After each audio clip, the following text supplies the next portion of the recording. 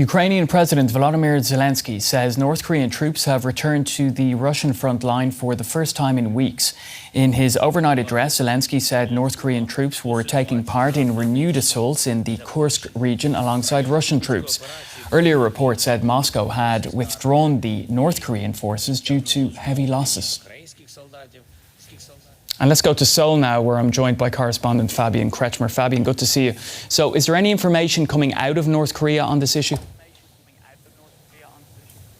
No, North Korea has tried very hard to conceal their troop deployment to Kursk, so we don't have any official confirmation by North Korea. What we do know is actually from Ukrainian as well as South Korean secret services, the South Korean spy agency NIS, they have been collaborating with the Ukrainian side to monitor the situation, and they basically said that since mid-January no North Korean troops have been seen on the battleground around Kursk, but now apparently they seem to be back, and that's the status quo that we know. And actually, I mean, there's many speculation of why they are back, but actually the South Korean spy agency always said that the retreat that we saw by North Korean soldiers was probably only a temporary one.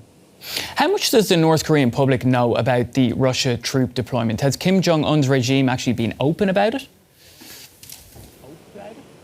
No, it's a very sensitive topic. I mean, there's no official confirmation, and basically, even when North Korean soldiers were captured and they were asked, most of them said that they didn't even know that they go to a war. They were told that they go to a military training in Russia and didn't know all the details. And at least, if you ask me, I think that's credible. And of course, you cannot 100% control every aspect of information. So at least the families who've been affected, let's say the families whose sons are now fighting in Russia, of course, they know what's going on, at least to some degree. So you cannot 100% conceal every fact. But so far, this is really a taboo topic, and we can assume that the majority of the North Korean public does not know all the details that actually their countrymen are fighting in Russia against Ukraine.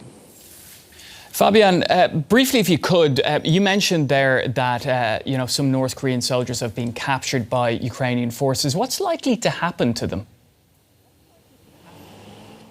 Yeah, so we don't know yet, but at least recently the Ukrainian ambassador here in South Korea has offered that there might be some negotiations that the North Korean soldiers, if they wish so, could be transferred to South Korea, and here they could get citizenship and could have a life and freedom.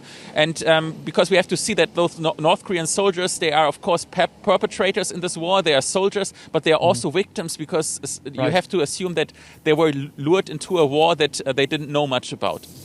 All right, we'll have to leave it there. Fabian Kretschmer joining us from Seoul. Thanks for that update.